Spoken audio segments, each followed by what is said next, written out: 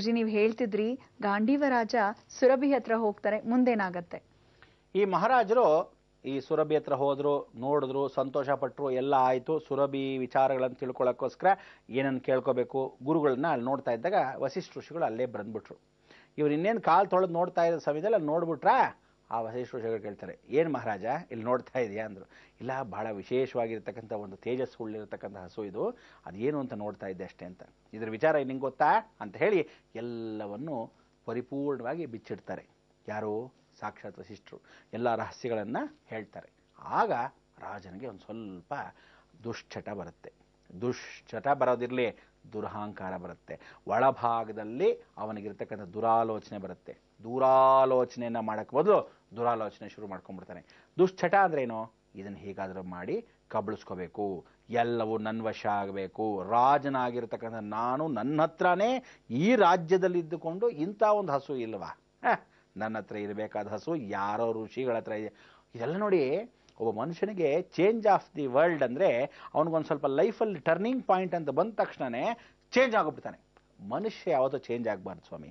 ನೀವುಗಳು ಎಲ್ಲ ಕರ್ತವ್ಯಗಳನ್ನು, ಕೆಲಸಗಳನ್ನು ಸ್ವಲ್ಪ ರೂಪುರೇಖೆಗಳು ಬದಲಾಯಿಸಬೇಕು.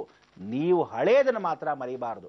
ಯಾವ ಕಾಲಕ್ಕೂ ನಾವು ಕೆಳಗಿದ್ವಿ ಅನ್ನೋದನ್ನು ಆ ಕೆಳಗೇ ಇದ್ದು ನಮಸ್ಕರಿಸ್ಕೊಂತ, ನೋಡಪ್ಪ ಹಳೇ ಜೀವನನು ಹೊಸ ಜೀವನ ಕೊಟ್ಟಿದೆಯಾ, ಹೊಸ ಜೀವನ ನೆಸೆಸಿಟೀಸ್ ಏನು ಬೇಕೋ ಅದು ಮಾಡ್ಕೊತಾ ಹೋಗಬೇಕು, ಆ ಸ್ಟೇಟಸ್ಗೆ ಸರಿಯಾಗಿ ನಡ್ಕೊತಾ ಹೋಗಬೇಕು. ಆದರೆ ಹಳೇದನ್ನು ಮರ್ತರೆ ಕೆಳಗಡೆ ಏನು ಮಾಡ್ತಾನೆ, ಏಣಿಯನ್ನು ಒಂದೇ ಸಲ ಎಳೆದು ಬಿಡ್ತಾನೆ, ಮೇಲಿಂದ ಬಿಡಬೇಕಾಗತ್ತೆ. ಹುಷಾರ್ ಹೇಳಿದ್ದೀನಿ. ಅದಕ್ಕೋಸ್ಕರ ಭಗವಂತ ಏನು ಕೊಟ್ಟಿದ್ದಾನೆ, ಸಂತೃಪ್ತಿ ಪಡಿ. ಸಂತೃಪ್ತಿ ಪಟ್ಟಿರೋಂಥ ಹಂಚಿ ತಿನ್ನಿ. ಎಷ್ಟು ಚೆನ್ನಾಗಿ ಯಶಸ್ಸು, ಕೀರ್ತಿ, ಪದವಿ ಏನು ಕೊಟ್ಟರು ಅದನ್ನು ಯಾವ ಕಾಲಕ್ಕೂ ಸದ್ವಿನಿಯೋಗ ಮಾಡಿ, ಒಳ್ಳೆ ಸದ್ವಿನಿಯೋಗಿಸ್ತಕ್ಕಂಥ ಅವಕಾಶ ನೋಡಿ. ಅದಕ್ಕೆ ನಾವುಗಳನ್ನು ಆ ಜನ್ಮ ಬ್ರಹ್ಮಚಾರಿಯಾಗಿ ಕೂತ್ಕೊಂಡು ಲೋಕಕ್ಕೋಸ್ಕರನೇ ಇದ್ದು ಏನೇ ಒಂದು ಯಶಸ್ಸು, ಕೀರ್ತಿ ಭಗವಂತ ಕೊಟ್ಟರು ಅದೆಲ್ಲನೂ ತಿರುಗಿ ಹಳೆಯ ನೀರು ಹಳೆಗಾಗಿ, ದೊಡ್ಡ ಕೆರೆ ನೀರು ಚಿಕ್ಕ ಕೆರೆಗೆ ಹಾಗೆ, ಕೆರೆಯ ನೀರನ್ನ ಕೆರೆಗೆ ಚೆಲ್ಲ ಹಾಗೆ ನಾವು ಏನೇನು ಮಾಡಿದ್ದೀವಿ, ಏನೇನು ಸಂಪಾದನೆ ಎಲ್ಲವೂ ಭಗವತಿ ಪಾದಾರ್ಪಣಮಸ್ತು ಅಲ್ವಾ. ಅದಕ್ಕೋಸ್ಕರ ಅದು ನೂತನ ದೇವಾಲಯವಾಗಿ, ಲೋಕ ಕಲ್ಯಾಣಾರ್ಥವಾಗಿ, ಕೊನೇ ದೇವಾಲಯ ಕಟ್ಟಕ್ಕೋಸ್ಕರನೇ ಜಗನ್ಮಾತೆ ಹುಟ್ಟಿಸಿರೋದು. ಅದೇ ಕಾರ್ಯವಾಗಿ ನಿವೃತ್ತಿಯನ್ನು ಹೊಂದಕ್ಕಂಥವ್ರು ನಾವು ಈ ಮಾಧ್ಯಮದಲ್ಲಿ ಇರೋದು ಎಲ್ಲವೂ ಅವಳದೇ ಆಗಿರತಕ್ಕಂಥ ಭಿಕ್ಷೆ.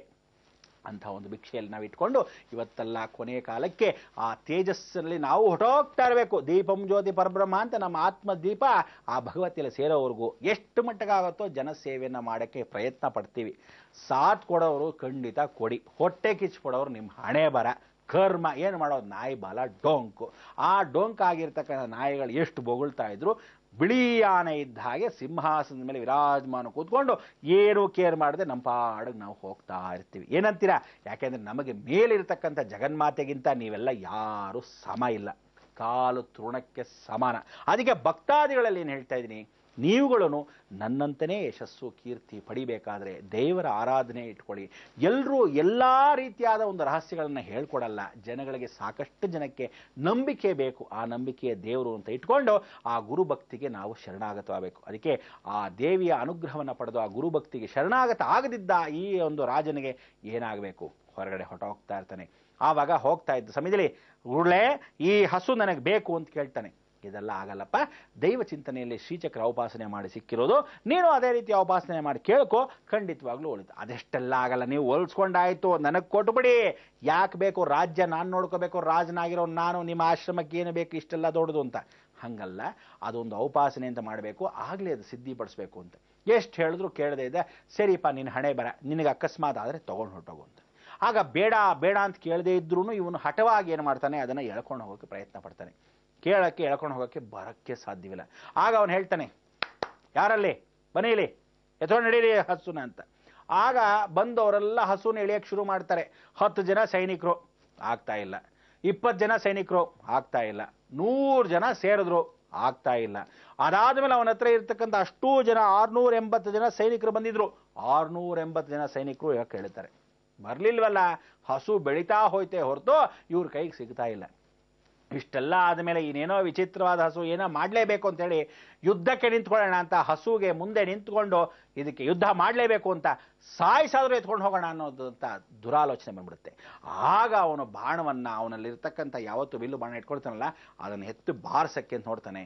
ಅಲ್ಲಿ ವಾಪಸ್ ರಿಬೌನ್ಸ್ ಆಗತ್ತೆ. ಆಗ ನೋಡಬೇಕು ಅದರಲ್ಲಿ ಸೈನಿಕರು ಬರ್ತಾರೆ ಬರ್ತಾರೆ ಬರ್ತಾರೆ, ಇವನಲ್ಲಿ ಇರ್ತಕ್ಕಂಥ ಸೈನಿಕರಿಗಿಂತ ಜಾಸ್ತಿ ಸೈನಿಕರು ಬರ್ತಾರೆ ಹಸುವಿಂದ. ಯುದ್ಧ ನಡೆಯತ್ತೆ 1 ದಿನ 2 ದಿನ 1 ತಿಂಗಳ ಕಾಲ ನಡೆಯುತ್ತೆ. ಆಗ್ಲಿಲ್ಲ, ಹೊಟ್ಟೋಗ್ತಾನೆ, ಸೋತು ನಿಂತ್ಕೊಂಡು ಹಾಗೆ ಹೊಟ್ಟೋಗ್ತಾನೆ. ವಸಿಷ್ಠರು ಮುಗುಳ್ನಗೆಲ್ಲ ನಕ್ಕೋ, ಅಮ್ಮ ನೀನ್ ಕಾಪಾಡ್ಕೊಂತೀಯ ಅಂತ ನನಗೆ ಖಂಡಿತ ಗೊತ್ತಿರಲಿಲ್ಲ, ಆದರೆ ನಾನು ಪ್ರಯತ್ನ ಅಂತೂ ಪಟ್ಟೆಮ್ಮ, ಕ್ಷಮಿಸಮ್ಮ ಅಂತ ಹೇಳಿ ಕ್ಷಮಾಲೋಚನೆ ಕೇಳ್ತಾರೆ ವಸಿಷ್ಠರು. ಎಲ್ಲೋ ಪಾಪ ಮೊಂಡು ಬುದ್ಧಿ ಅಥವಾ ದಡ್ಡ ಬುದ್ಧಿನೋ ಏನೋ, ಅದ್ರ ಪ್ರಭಾವಾಗಿ ನಾನು ಕ್ಷಮಾ ಕೇಳ್ತೀನಿ ಅಂತ ಕ್ಷಮಾಪಣೆ ಕೇಳ್ತಾರೆ. ನಮಸ್ಕರಿಸಿ ಆ ಗೋಮಾತೆನ ತಿರುಗಿ ಬೇಜಾರು ಮಾಡ್ಕೋಬೇಡ, ನಿನ್ನ ರೌದ್ರತೆ ಶಾಂತಿ ಹೋಗು ಸ್ಥಾನಕ್ಕೆ ಅಂತ ಹೇಳಿ ಕಳಿಸ್ಕೊಟ್ಬಿಡ್ತಾರೆ. ಇವನು ಹೋದವನು ಸುಮ್ಮನೆ ಹೋಗ್ಬೇಕಲ್ಲ, ಹೋಗ್ತಾ ಇದ್ದ ಸಮಯದಲ್ಲಿ ಹೇಗಾದರೂ ಮಾಡಿ ಇದು ಬಗ್ಲೇಬೇಕು ಅಂತ ಹೇಳಿ ಪ್ರಾರ್ಥನೆ ಮಾಡ್ಕೊಳ್ಳೋಕ್ಕೋಸ್ಕರ ಒಂದು ಬ್ರಹ್ಮ ತೇಜಸ್ಸನ್ನು ಹೊಡಿತಾರೆ. ಆ ಬ್ರಹ್ಮ ತೇಜಸ್ಸನ್ನು ಪಡೆದು ಸಾಕ್ಷಾತ್ ಶ್ರೀ ನಾರದನ್ನ ಸ್ಮರಣೆ ಮಾಡ್ಕೊತಾರೆ. ನಾರದ ಮಹಾಮುನಿಗಳು ಬಂದವರು ಹೇಳ್ತಾರೆ, ನೋಡಪ್ಪ ಇದನ್ನ ಅಷ್ಟು ಸಲೀಸಾಗಿ ಹೊಲ್ಕೊಳ್ಳೋಕ್ಕಾಗಲ್ಲ, ನೀನು ಬ್ರಹ್ಮಜ್ಞಾನವನ್ನ ಬ್ರಹ್ಮ ತೇಜಸ್ಸನ್ನು ಹೊಡಿಬೇಕು, ಬ್ರಾಹ್ಮಣನಾಗಬೇಕು, ಕ್ಷತ್ರಿಯನಾಗಿರೋನಿಗೆ ಹಸು ಒಲಿಯಲ್ಲ. ಅದಕ್ಕೆ ನೀನು ಕ್ಷತ್ರಿಯ ಧರ್ಮದಲ್ಲಿ ಎಲ್ಲರೂ ಏನು ಹೇಳ್ತಾರೆ, ಗೋ ದಾನವನ್ನ ಮಾಡಬೇಕು ಹೊರತು ಯಾವ ಕಾಲಕ್ಕೂ ಗೋ ಸಂರಕ್ಷಣೆ ಮಾಡೋದು ಬ್ರಾಹ್ಮಣನ ಮಾತ್ರ. ಅದಕ್ಕೆ ಬಡ ಬ್ರಾಹ್ಮಣನಿಗೆ ದಾನವನ್ನ ಕೊಡು, ಅಥವಾ ಒಂದು ಪರಿಪೂರ್ಣ ಒಂದು ಆಶ್ರಮದಲ್ಲಿ ಅವರ ಸನ್ಯಾಸಿಗಳಾಗಿರ್ತಕ್ಕಂಥವ್ರು ಬ್ರಾಹ್ಮಣ ವಂಶಸ್ಥರು ಅಂತವ್ರು ಕೊಡಿ ಅಂತ ಹೇಳ್ತಾ ಇದ್ರು. ಅದಕ್ಕೆ ಗೋದಾನ ಮಾಡ್ಬೇಕು ಕ್ಷತ್ರಿಯರ ಹೊರತು ಗೋವನ್ನ ಕಬಳಿಸ್ಕೋಬಾರ್ದು ಅಂತ ಹೇಳ್ತಕ್ಕಂಥ ನಾರದ ಮಾತನ್ನ ಕೇಳಿ ಮತ್ತೇನ್ ಮಾಡ್ಬೇಕು, ನನಗೂ ಬ್ರಹ್ಮ ತೇಜಸ್ ಬರಬೇಕು, ನಾನು ಒಬ್ಬ ವಿಶೇಷವಾಗಿರ್ತಕ್ಕಂಥ ಋಷಿ ಆಗಬೇಕು ಅಂತ ಒಂದು ತೇಜಸ್ ನನಗೆ ಬಂದಾಗ ನನಗೆ ನೀವು ಕೊಡ್ತಕ್ಕಂಥ ಶಕ್ತಿ ಒಳ್ಳೇದಾಗಬೇಕು. ಆಯ್ತು, ನಾನು ಉಪದೇಶ ಮಾಡ್ತೀನಿ, ಮೊದಲಾಗಿ ಗಾಯತ್ರಿನ ಹೊಲ್ಸ್ಕೊ, ಅಲ್ಲಿ ನೀನು ಬ್ರಾಹ್ಮಣ ಬ್ರಹ್ಮ ತೇಜಸ್ಸು ಬ್ರಹ್ಮ ಜ್ಞಾನ ವರ್ಚಸ್ಸನ್ನ ಪಡ್ಕೋಬೇಕು. ಬ್ರಹ್ಮ ತೇಜಸ್ಸನ್ನ ಪಡೆದಾಗ ಬ್ರಾಹ್ಮಣ, ಅವನಿಗೆ ಬ್ರಹ್ಮ ತೇಜಸ್ ಹೇಗೆ ಬಂತೋ ಗಾಯತ್ರಿನ ಹೊಲ್ಸ್ಕೋಬೇಕು. ಅದಕ್ಕೆ ಪ್ರತಿಯೊಬ್ಬರು ಎಲ್ಲರೂ ಗಾಯತ್ರಿ ಮಂತ್ರವನ್ನ ಹೇಳ್ಕೋಬಹುದು, ಆದರೆ ಆ ಗಾಯತ್ರಿ ಮಂತ್ರವನ್ನು ಉಪದೇಶ ಮಾಡ್ಕೊಂಡು ಹೇಳ್ಕೋಬೇಕು. ಇದನ್ನ ಆ ಕಾಲದಲ್ಲಿ ಏನ್ ಮಾಡಿದ್ರು, ಮೊದಲಾಗಿದ್ದವ್ರಿಗೆಲ್ಲರಿಗೂ ಹೇಳ್ಕೊಟ್ಟಿಲ್ಲ ಅಷ್ಟೇ, ಆದರೆ ಎಲ್ಲರೂ ಹೇಳ್ಕೋಬಹುದು ಅನ್ನೋದಕ್ಕೆ ಕಂಟೆಂಪ್ಟ್ ಆಫ್ ಕೋರ್ಟ್ ಅನ್ನಲ್ವಾ, ಹಾಗೆ ಕಂಡಮ್ ಮಾಡಿ ಮಾಡಿ ಮಾಡಿ ಊರನ್ನ ಇಟ್ಬಿಟ್ಟಿದ್ರು. ಅದಕ್ಕೆ ಆ ಪರಿವರ್ತನೆ ಮಾಡಿಕೊಂಡು ಸರಿಪಡಿಸ್ಕೊಳ್ಳೋಕೆ ಕೆಲವರಿದ್ದಾರೆ. ಎಷ್ಟು ಜನ ಒಳ್ಳೆ ನಿಜವಾದ ಬ್ರಹ್ಮಜ್ಞಾನ ಬ್ರಹ್ಮ ತೇಜಸ್ಸು, ಎಷ್ಟೋ ಜನಕ್ಕೆ ದಾನ ಧರ್ಮ ನಾವಾಯ್ತು ನಮ್ಮ ಪಾಡೋ ಅಂತ ಇರೋರು ಬಹಳ ಜನ ಇದ್ದಾರೆ. ಅದಕ್ಕೆ ನೀವೆಲ್ಲ ಏನು ಮಾಡಬೇಕು, ಈ ಬ್ರಹ್ಮ ತೇಜಸ್ಸನ್ನು ಪಡೆಯಕ್ಕೆ ಮಹಾಗಾಯತ್ರಿ. ಅದಕ್ಕೆ ಓಂ ಭೂರ್ಭುವಸ್ವಃ ತತ್ಸವಿತುರ್ವರೇಣ್ಯಂ ಭರ್ಗೋ ದೇವಸ್ಯ ಧೀಮಹಿ ಧಿಯೋ ಯೋನಃ ಪ್ರಚೋದಯಾತ್ ಅಂಥೇಳಿ ಆ ಪ್ರಚೋದಯಾತ್ ಅಂತ ಮಾತ್ರ ಹೇಳ್ಕೊಂಡ್ರೆ ತ್ರಿಗಾಯತ್ರಿ ಮಾತ್ರ ಆದ್ರು. ಉಮಾಪೋ ಜ್ಯೋತಿನ ಸಂಭೃತಂ ಬ್ರಹ್ಮ ಭೂರ್ಭುವಸ್ವರೂಮ್ ಅಂದಾಗ ಚತುರ್ಥ ಗಾಯತ್ರಿ. ಚತುರ್ಥ ಗಾಯತ್ರಿ ಹೇಳಿದಾಗ ಮೂಲ ಮಂತ್ರ ಒಂದಿದೆ. ಆ ಮೂಲ ಮಂತ್ರ ಏನು ಅಂತ ತಿಳ್ಕೊಂಡಾಗ ಇಲ್ಲಿವರೆಗೂ ಬಂದಿರತಕ್ಕಂಥ ಕಥೆಯ ಸಾರಾಂಶದಲ್ಲಿ ಅರ್ಥಪೂರ್ವಕವಾಗಿರ್ತಕ್ಕಂಥ ಒಂದು ಜಲಕ್ಕನ್ನು ಮಾತ್ರ ತೋರಿಸ್ಕೊಟ್ಟೆ.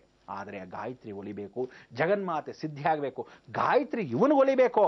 ಆದರೆ ಇವತ್ತಿನ ದೇವಿ ಗಾಯತ್ರಿ ಯಾರು, ಆ ದೇವಿ ಗಾಯತ್ರಿ ಉಪಾಸನೆ ಏನು, ಇದಕ್ಕೆ ಸಾರಾಂಶದ ಕಥೆ ಏನು, ದುರ್ಜನ ಸಂಘ ಮಾಡಿದಾಗ ಅಥವಾ ದುರಾಲೋಚನೆ ಬಂದಾಗ ಮನುಷ್ಯನ ಗಾಯ ಪಾಯ ಪರಿವರ್ತನೆ ಹೇಗಾಗತ್ತೆ, ಇದೆಲ್ಲ ಸರಿಪಡಿಸ್ಕೊಳ್ಳೋಕ್ಕೆ ಇವತ್ತಿನ ಜಗನ್ಮಾತೆ ದಶಾ ಮಹಾವಿದ್ಯೆಯಲ್ಲಿ ರಹಸ್ಯ ದೇವಿ ಯಾರು ಎಲ್ಲರೂ ತಿಳ್ಕೊಳ್ಳೋಕ್ಕೆ ಆಸಕ್ತರಾಗಿದ್ದೀರಾ, ಕಾಯ್ತಾ ಇದ್ದೀರಾ, ಕಾತರದಿಂದ ಕಾಯ್ತಾ ಇರಿ. ಮೇಡಮ್ ಅವರು ಸ್ವಲ್ಪ ಮಾತಾಡಲಿ, ತದನಂತರ ನಿಮ್ಮಿಷ್ಟ ನಮ್ಮಿಷ್ಟ.